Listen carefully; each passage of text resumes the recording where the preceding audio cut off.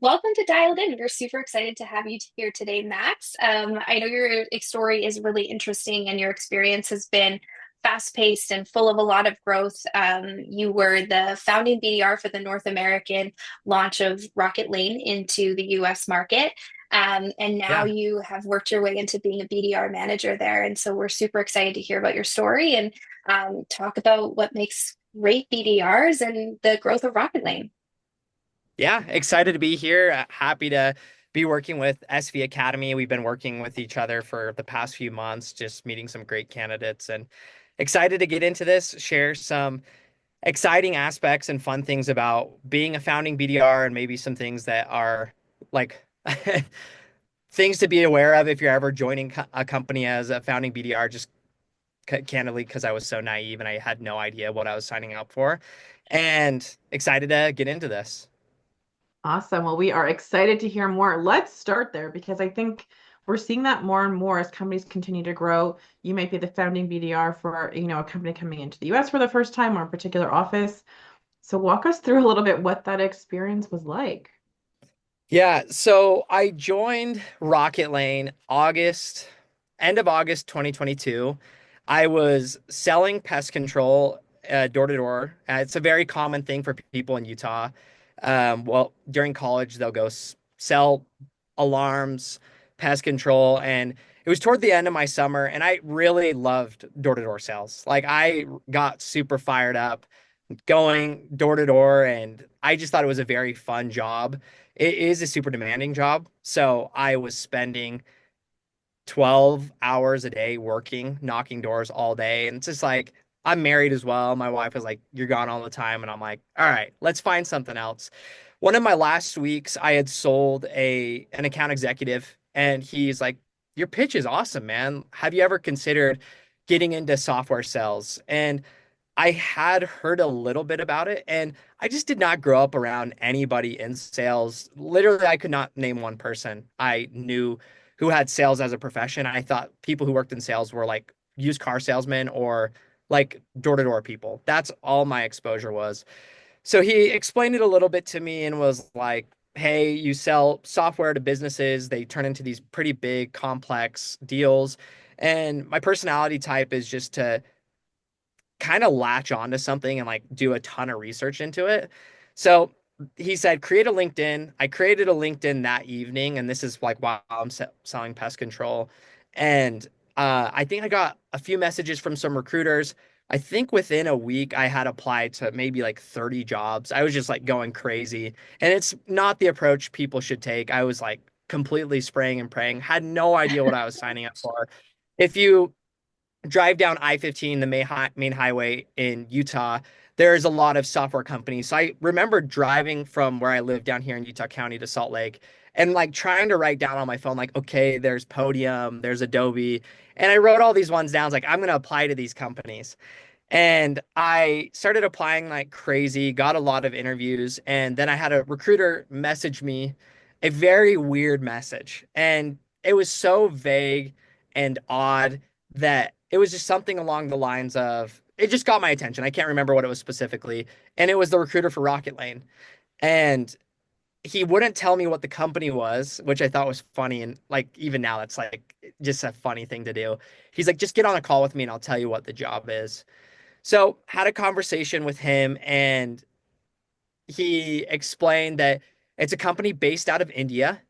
They have no North American presence. They had just hired a VP of sales who was a previous VP at lots of big software companies, Podium, Adobe, and that really attracted me to Rocketlane. And he had said so many things that I literally had no idea what they meant. Like first Indian SaaS company to be listed on the NASDAQ they helped build. Like all of those words put in a sentence, I was like, I have no idea what SaaS is. I have no idea what NASDAQ is.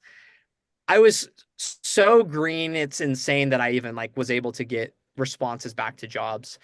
I had one interview with that VP of sales. I really liked him. I thought this could be an interesting opportunity.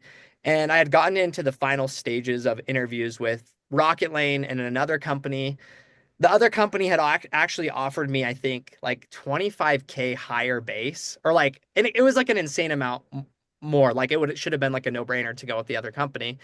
But I had mentioned that to the VP of sales, and he had said, "Look, man, like the money that you could be risking right now could be worth 5x in the future or whatever it might be." And it worked really well on me. I'm like, "Hey, I will take the risk. I will come in as a founding BDR, the very first person in the office, and help build the process." And I literally had no idea what I was signing up for. We actually didn't have an office. So my first month, I worked in that VP of sales basement. And so when I'm telling my mom and dad, like, hey, I got this job, I have a salary now, which is exciting, but I have this salary, I have a commission as well. I work in a basement, so there's no office. And the company is also an international company, which is exciting. It's based in India. So India, there's no employees in the United States, except for me and this VP of sales and the founding account executive. So my mom and dad are like, well, like, let's see what you're signing up. And I figured I was so young, I was 21 or 22 at the time, that I could take risks. And it made sense that like my monthly expenses were just so little that it's like, if this just completely blew up in my face, it'd be okay. And that's my mentality that I went into it. Maybe a bit too naive for the circumstance, but it luckily has worked out in my favor. It was a huge bet, or it was a bet, not necessarily huge. And it's been a great experience. And I can get into that a little bit more. I love that though. So Like, because I think, a lot of the companies that we work with, like they are kind of you're taking a bet. Like they're fast growing, but they're open to our uncut gems for a reason. And that's because maybe as a company, like there's a little bit of that like uncut gem too. There's so much potential, totally. like where the company matches the potential of the candidate. And I mean, it sounds like with you, we know, spoiler alert, that it definitely worked out, and that Right. you've had so much growth at Rocketlane, which is really exciting.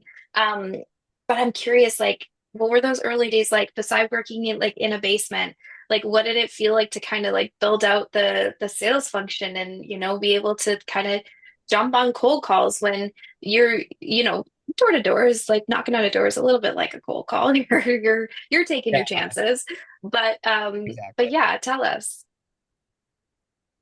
Oh, there's probably so many funny stories I could think of. One that it just comes to mind.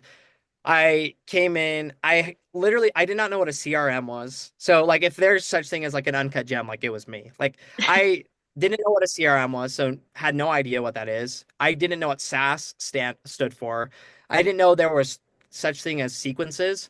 And I remember the founding AE, who I'm really good friends with now, and if he listens to this, he'll think this is funny. But I remember I was like, dude, I have no idea what any of this stuff is. And it was a lot of trial by fire and kind of drinking from the fire hose for the first little while. We had decided on our CRM the day that I had started. We had no, we didn't purchase, we were purchasing an outreach tool, and it was creating sequences, and we didn't have any call scripts, nothing to go off of, and nothing, no real like super substantial outbound success. There had been a previous or BDR who was successful, but we were building it in the US for the first time. And there was a lot to learn from him, as well as kind of figuring out stuff that we just didn't know. And it was me, luckily, after I was hired, about 3 weeks later, we hired another BDR. So it was basically him and I for like a year and a half, not throwing things on a dartboard just like blindfolded, but we did a ton of research, like trying things out and failing. Like that's really what the key was, is we'd find something on LinkedIn, try that as a cold call opener. And I'm sure if I listen to my cold calls from what is it, like December 2022, I would be like, oh, this sucks so bad. Like, I can't believe how far we've come. We have had the help of certain sales trainers as well. And just really the difference from then until now is like, yes, we understand who we're selling to. Even then, it was like, who are we selling this product to? It's like, we're kind of figuring that out as we go too. But the main difference I would say is like, we are really pitching value. And I think that's good advice for any BDR that is joining a company is like, yes, like you want to book meetings and that's your goal, but a sales skill that will go a long way in your career is like finding what people care about is so important. That's just like the case with like any interpersonal relationship is like if you want to like know somebody or understand what they care about, it's like get to the root. And that's the same with cold calls. Like we were not doing that when we first started. We were trying like, come on, please take a meeting. But where we've gotten to right where we're having a lot of success is like I truly do feel like we're solving, and it's not like we're not changing the world or anything like that. We're booking meetings and like we're having fun doing it, but we're getting to pains that actually people care about, and we do think that our software solution can solve them for them. So lots of fun, crazy experiences in between all of that of like not really solving for pain to getting to a point where we actually are solving people's concerns over the cold call. But yeah, crazy experience. And like even now, like I've almost been here for 3 years at Rocketlane, and we're still there's still little bumps in the road, but it's in a much like better place. I can just sense from your energy and the way you're sharing these stories, you have a lot of fun in what you do. You don't take it too seriously, like the right amount of serious. It's your job, of course. But I just want to Right. acknowledge like the mental game of coming into a role like this, especially with no experience, is so important. But I'm Yeah. curious, you're talking about all of the lessons learned, but what were maybe some of the mistakes or the potholes that you stepped in along the way that if you could go back, you would say to your prior self, okay, let's not do that again. Yeah. Oh, there's probably so many. That's why I'm taking a moment. I think iterating quickly is super important. Not getting so stuck on a certain idea that you think like, no, this works. It's worked in the past for us. If it's not working, it's not working, and you should move on. And like, I know the saying of like, move quickly and break things. That's kind of true to a degree. And I think the reason it's true is because it's like, you don't want to be stuck doing one thing and you're a crazy person. You're doing the same thing over and over and over again, even though it doesn't work. So I would have to think a little bit deeper about specifics. I would think about our pitch is a big one. We were doing the same pitch and it just wasn't working. Like, let's pivot and try something else. And slowly but surely, it's like a cold call. There isn't, I don't feel like one silver bullet that is like, if you say this, you're going to book 100% of your cold calls. I think it's doing 1,000 things correctly. It's a bunch of little things that at the beginning we were probably doing about 10% of those little things. And then day after day, we've been able to build on those. But I think moving quicker and not staying so stagnant with like, well, I mean, we want to give this a shot. No, you can change and experiment and try different things is one piece of advice I'd give myself. You mentioned kind of that like you're like I'd be an uncut gem. Like you were kind of like what would maybe have been like our the type of candidates Really? residents that we see in program. And so I know you know with some laughter have shared like the things you maybe didn't do right and the like mistakes that you made or stuff, but like what do you feel like you did do right? Like and I mean like some of that like learning from the mistakes I can definitely see is there. But there had to have been parts of you that really shone in that interview for them to be like, this is our guy, like this is who we're betting on for North Sure. America. I So what know. were those? Uh, I think a couple things that probably led to my success is things that anybody can apply. So I don't think it's like Mhm. super unique.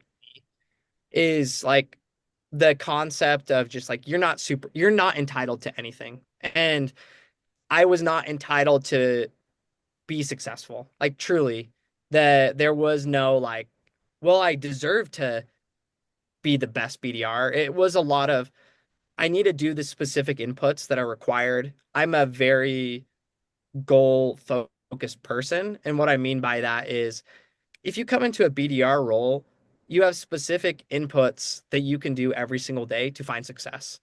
And I think that I was very consistent with that. That like I had a goal in my mind that was like, I literally will never not be the top caller. And it wasn't something that I'm like telling my teammates I'm going to be the top caller. I'm more of a quiet person when it comes to that. But like in my mind, I would look at the leaderboard every single day and I would say, like, there's no way I'm going to let somebody call more than me. So controlling inputs is a big aspect of how you can find success in BDR work and then sales in general. It's like, yes, being an account executive, you're not going to be able to just call your active deals constantly and just like, come on, buy from us.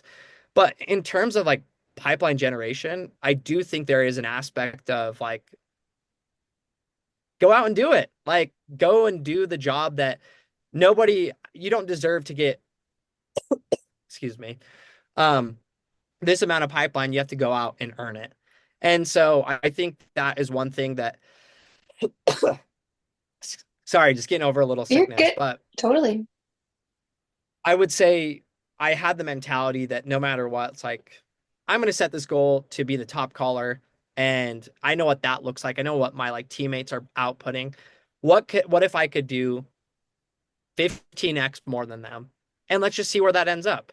And I was constantly competing with myself and I would set goals. So I would set a year-long goal. So like at 1 year, where do I want to be? And then I would work my way backwards. Each quarter, what do I need to achieve in order to hit that? And then each month, what would I need to do? Then weekly and then daily.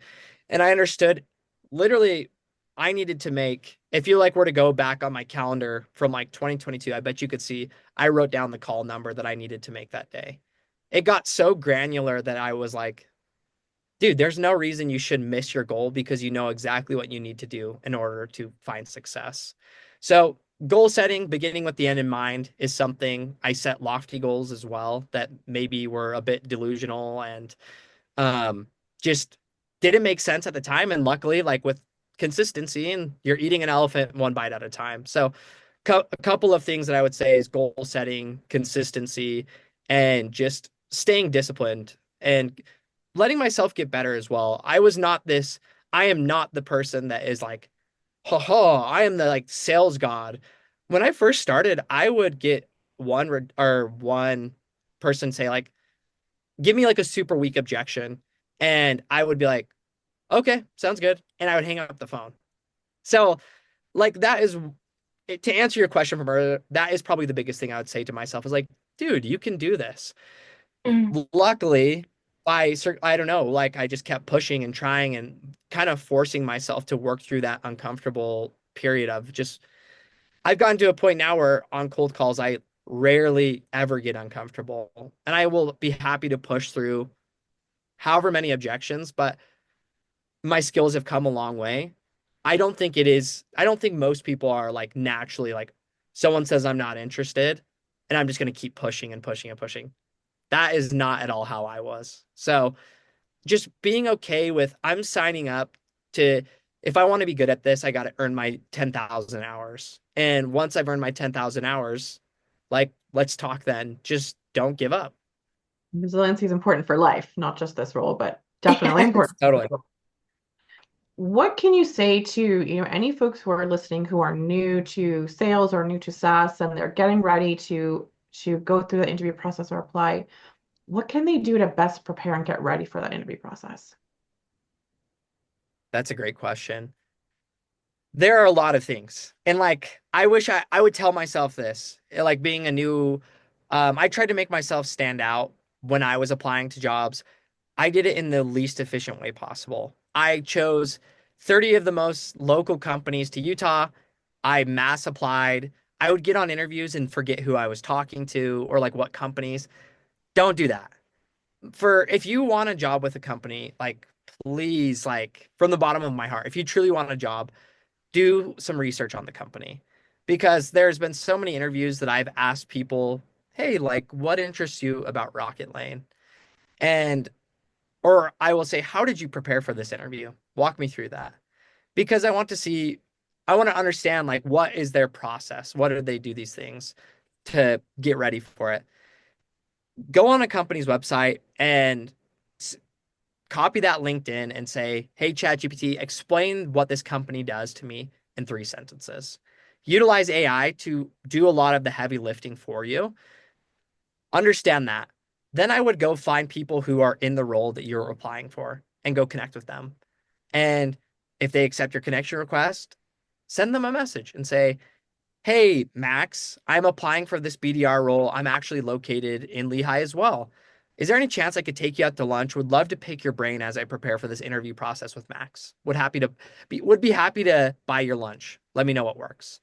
If they say no, that's okay. Find somebody else. There's like so many opportunities that I would just say if you're applying for a job to build champions within a company. And I say this on a lot of LinkedIn posts, you need to show that you can do the job to earn the job. And what that really means is when you're booking meetings, you're finding champions with that company that have you're building value with and setting meetings with them. In an interview process, like it might not be the most intuitive thing for somebody who doesn't have BDR experience, but that is sales, is you should try to get connected with people on the team and understand what are the best things that you can do to prepare. And I would say, especially at our team, you'd be shocked by the amount of people that want to help you. That when I was a senior BDR or a team lead, I would like almost be begging people, like, hey, just got off this panel interview. I thought you did awesome. I am here as a resource. Utilize me as much as you possibly can. And I really meant that. So, like, one of our BDRs, who's one of my really good friends now, I was on a trip in England and Scotland, and he probably messaged me 25 times. And I was like, well, I said to this guy that I would help him out. He didn't have any tech experience, but he knew that if he wanted to build a champion in the company, he'd have to show that me, like, hey, man, I'm doing my research and I'm trying really hard to do well on this. He killed the interview, did awesome. So, those are a few things that I would recommend to BDRs is like build a champion within the company of the job that you want to do. I love that. I can tell you how many interviews HL and I have been in where the candidate says to us, "What is this for again?" So Oh, yeah, we it's all three of us will say, "Please don't do that." Yeah, it's not the crazy. great first impression. And it's like sad too, because I'm like, these are humans. Like these are people that like maybe in a different circumstance, like I would be like friends with. And I just want to shake them. I'm like, dude, why didn't you prepare for this? Like, do you really want a Yeah. job? Like, and there's a lot of things that I wish I could just give interviewers feedback on is like, please do a little research. If you're interviewing, one of my favorite ones that we had is just like, we had a kid interview with us and he didn't know like what my boss's job was. And he's like, do you work in sales? And I'm like, and that's just, it's funny to an extent, but then it's also like, oh, like you're human. Like, I do not want you to make that mistake right now. And like, that is an unfortunate thing to have happen. 100%. I will say though, like that, I think, you mentioned at the beginning that we've been working together and through the candidate process. I will say from an interviewer perspective, um, one thing that I love that you do is the extensive feedback you give. So I think like you, when all else fails, sometimes people are human and they do make those mistakes and it's Totally. terrible. But the way that I like, just kudos to you, the way that you do give feedback and like allow it to still, regardless, be learning lessons for them, I think is a fantastic like thing that like please don't stop. Because it just like really allows candidates that opportunity where I mean the choice is theirs. They can take that and be like, all right, never gonna do that again. Or they can take it or leave it. But regardless, like there is something to be said for the value that sometimes like we're talking to people day in, day out who are looking to break into the industry, who do just want a chance. And so sometimes like the feedback that we give, even in the no's, is the difference in them being able to maybe get a yes the next time. Totally. I love that. And even like, I could see myself in the circumstance. I come across SV Academy. This is a great opportunity. I guarantee I would be looking up like, oh, they have a podcast. I'm going to listen to every single one of these and try to get advice. So if there's somebody like that that is wanting feedback on, hey, I want to break into this, connect with me on LinkedIn.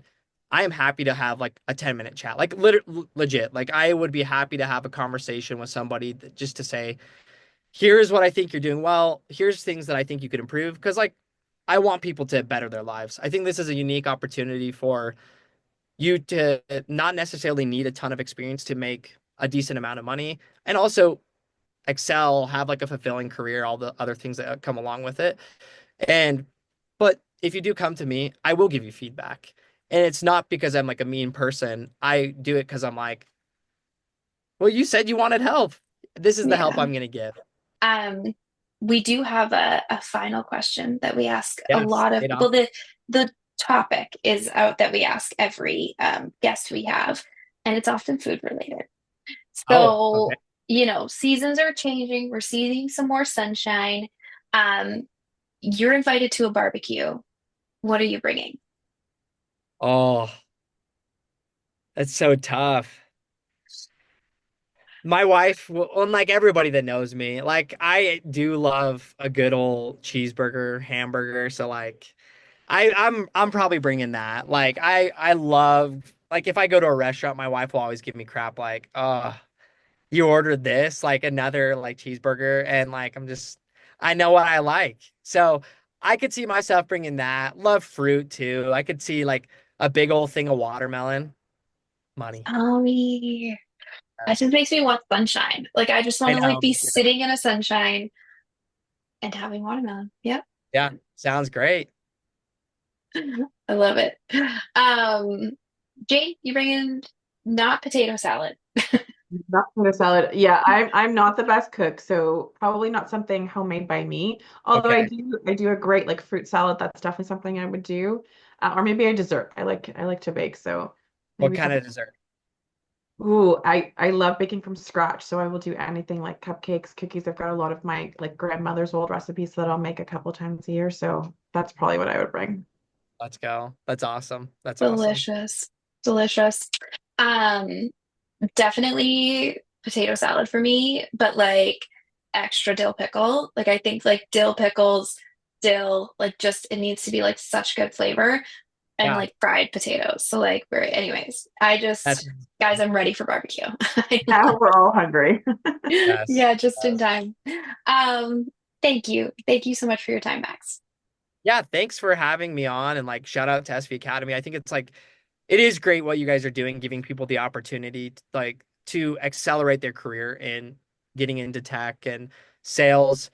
This is what people should be looking for is something like this that can accelerate their careers and like going in blind like myself, it's in the odds were stacked against me to land a job. I think using something like SV Academy, people who know how to land jobs, they're like just a sales like residency program, I think is a great idea for people who are looking into it. So give them a look. And it's been great working with you guys. Yeah, you too.